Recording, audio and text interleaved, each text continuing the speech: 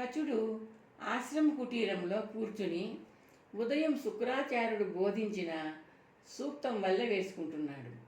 గాలి ఒక్కసారిగా విసురుగా వీచింది. ప్రమిదలలో దీపం రెపరెపలాడింది. కచుడు ద్వారం వైపు చూశాడు. తలుపు తెరిచి లోపలికి వచ్చిన దేవయాని తలుపు మూస్తోంది. గాలి వీచిన కారణం అర్థమైంది కచుడికి. దేవయాని అతని వైపు తిరిగింది. శ్వేత వస్త్రాలలో దేవకన్యలా దగదగలాడుతోంది ఆమె. పొడుగాటి జుత్తు, గుండ్రటి ముఖం, సూర్యరశ్మిలో తళుక్కుమనే జంట సరోవరాల్లా మెరుస్తున్న కళ్ళు. కచ, ఏం జరిగింది అరణ్యంలో? వయ్యారం ఒలికే నడకతో అతన్ని సమీపిస్తూ అడిగింది దేవయాని. తెలీదు. నిన్ను నిన్ను వధించిన వాళ్ళు ఎవరు? దేవయాని అతని సమీపంలో కూర్చుంది. నాకు ఎవరూ కనిపించలేదు. గుండెలో ఒక్కసారిగా ఏదో అగ్నికణంలా చొచ్చుకుపోయినట్టు అనిపించింది. అంతే తెలుసు.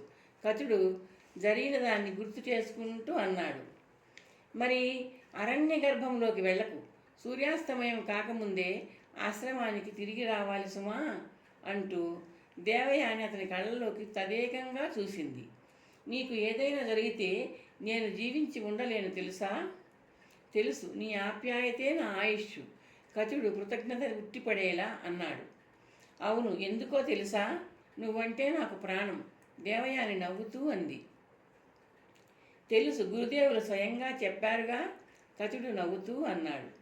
రేపటి నుంచి అరణ్యం అంచుదాకా మాత్రమే వెళ్ళాలి సుమా. దేవయాని పైకి లేస్తూ అంది. అది ఆ గోమాతల మీద ఆధారపడి ఉంటుంది దేవయాని. హోమధేనువులు స్వేచ్ఛగా సంచరించాలి. కచుడు నవ్వుతూ అన్నాడు. అది నాకు తెలియదు. నేను సజీవంగా ఆనందంగా ఉండాలంటే నువ్వు క్షేమంగా ఉండాలి. దేవయాని నిష్కర్షగా అంటూ ద్వారం వైపు అడుగులు వేసింది. పాఠ ప్రవచన సమయంలో కచుడిని చూసి అసుర శిష్యులు నివ్వెరపోయారు. శవాన్ని వదిలి వస్తే గురువుగారు తమ మృత సంజీవనిని ప్రయోగించి ప్రాణాలు పోస్తారని, శరీరమే మిగలకుండా చేయాలని అన్నాడు వాళ్ళ నాయకుడు. ఏం చేయాలో అసుర శిష్యులకి రహస్యంగా వివరించాడు. కొంతకాలం గడిచింది. ఒకరోజు దేవయాని తనకు మంచి మంచి పువ్వులు కోసి తెమ్మంది అరణ్యానికి వెళ్తున్న కచుడితో. కచుడు పుష్పాల కోసం అరణ్యంలోకి వెళ్ళేదే అనువైన సమయం అనుకున్నారు అసుర శిష్యులు. రహస్యంగా కచుడిని వెంబడించారు. అందమైన పువ్వుల కోసం అరణ్యం లోపలికి వెళ్ళిపోయిన కచుడు పువ్వుల్ని కోస్తున్నాడు. వెనకపాటుగా వచ్చిన అసుర శిష్యులు ఇద్దరు పదునైన ఆయుధ ప్రహారంతో కచుడిని చంపివేశారు. ఆ ఇద్దరూ శవాన్ని మోసుకుంటూ మరికొంత లోపలికి వెళ్ళారు. అప్పటికే అక్కడ ఇద్దరు శిష్యులు చితి పేర్చుతున్నారు.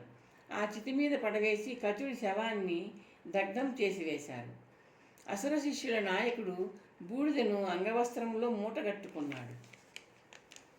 ఆశ్రమానికి అల్లంత దూరంలో జాగ్రత్త చేసిన సురలో కచుడి చితాభస్మాన్ని కలిపాడు అసుర విద్యార్థుల నాయకుడు. ఈ సురను గురుదేవుల చేత పానం చేయిద్దాం. ఆయన ప్రేషిష్యుడు ఆయన కడుపులోనే కరిగి జీర్ణమైపోతాడు. అప్పుడు గురుదేవులు కూడా మన శత్రువును బ్రతికించలేరు అంటూ వివరించాడు. అసుర శిష్యులు పాద సంవాహనం చేస్తూ వినయ విధేయతలతో అర్పిస్తున్న సురను శుక్రాచార్యుడు ప్రీతితో సేవించాడు. గురుదేవుల కోసమే ప్రత్యేకంగా సిద్ధం చేశామంటూ ఆయన చేత సుర మొత్తం త్రాగించేశారు. సూర్యాస్తమయమైపోయింది. చీకటి పడింది. కచుడు కోసి తెచ్చే అద్భుత పుష్పాల కోసం ఎదురు చూస్తున్న దేవయానిలో అలజడి ప్రారంభమైంది. సురాపాన ప్రభావంతో చిద్విలాసంగా ఉన్న తండ్రి వద్దకు పరిగెట్టుకు వెళ్ళింది. రాత్రి గడిచిపోతున్నా కచుడు రానందుకు ఆందోళన వ్యక్తం చేస్తూ విలపించింది. శుక్రుడు ఆమెను సముదాయించే ప్రయత్నం చేశాడు. కచుడు నా ముందు సజీవంగా సాక్షాత్కరించేదాకా అన్నపానాలు ముట్టను నాన్న. దేవయాని ఏడుస్తూ శపథం చేసింది. దేవయాని విచారాన్ని భరించలేకపోయాడు శుక్రుడు. కచుడు ఎక్కడున్నాడో, ఎలా ఉన్నాడో యోగదృష్టితో తెలుసుకుంటాను. త్వరలో నీ ముందు నిలబెడతాను. దుఃఖాన్ని దిగమింగి ఏడుపు ఆపి నువ్వు లోపలికి వెళ్ళు దేవయాని అన్నాడు చాలాసేపటికి శుక్రుడు. దేవయాని తల్లి వద్దకు వెళ్ళింది. పాద ప్రక్షాళన చేసి శుక్రుడు యోగాసనంలో కూర్చున్నాడు. జ్ఞాననేత్ర కిరణాలను నలువైపులా దశ దిశలా ప్రసరిస్తూ కచుడి కోసం గాలించాడు. లోకలోక పర్వతం చేత పరివేష్టించబడి ఉన్న సకల ప్రపంచంలో ఎక్కడా కచుడి జాడ కానరాలేదు శుక్రుడికి. కచుడు ఎక్కడా లేడని, తనలోనే తన ఉదరంలోనే ఉన్నాడని, తన ఉదరంలో సురలో కలిపిన భస్మంగా ఉన్నాడని గుర్తించాడు శుక్రుడు. ప్రియ శిష్యుడి చితాభస్మాన్ని తనలోకి తీసుకువెళ్ళిన సుర మీద ఆ క్షణంలో ఆయనకు అసహ్యం కలిగింది. అనేక జన్మలలో సాధనలతో ఆర్జించుకున్న జ్ఞాన సంపద యావత్తు ఒక్క క్షణంలో సురాపానంతో నశించిపోతుంది అనిపించింది ఆయనకు. సుర మీద కలిగిన అసహ్యము ఆగ్రహంగా మారింది ఆయనలో. సురాపానం మహాపాతకం. ఈ క్షణం నుండి సురాపానం చేసేవాళ్ళు పతితులు భ్రష్టులు అవుతారు, పాపకోపంలో పడి నాశనమవుతారు అంటూ శపించాడు శుక్రుడు. ప్రియ శిష్యుడైన కచుడి శరీరాన్ని భస్మరూపంలో సుర ద్వారా తాగినందుకు పశ్చాత్తాపంతో కృంగిపోయాడు ఆయన.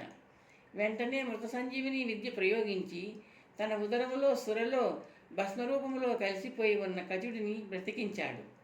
గురుదేవుని జఠరంలో సూక్ష్మరూపంలో పునర్జన్మ పొందిన కచుడు ఆయనతో ఇలా అన్నాడు: గురుదేవ, మీ కృపాకటాక్షం వల్ల సజీవుడుగా మీ పావన ఉదరంలో ఉన్నాను.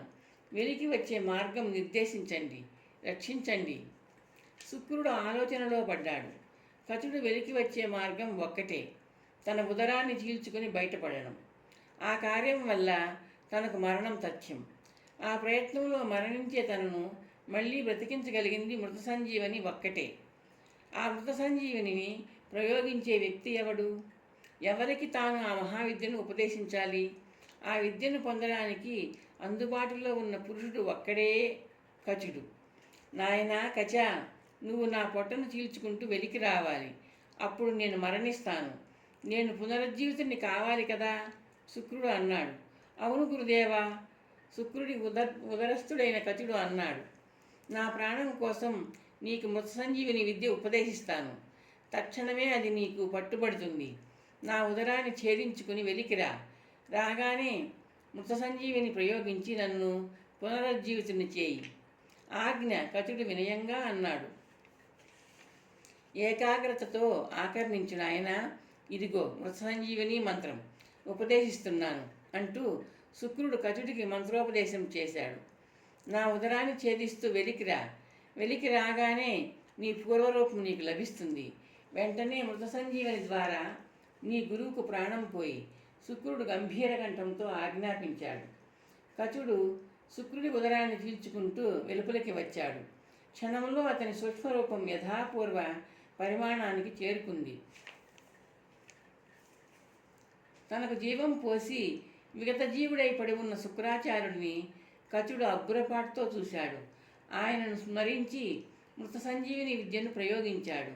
అతన్ని మరింత ఆశ్చర్యపరుస్తూ శుక్రాచార్యుడు సజీవంగా లేచి కూర్చున్నాడు.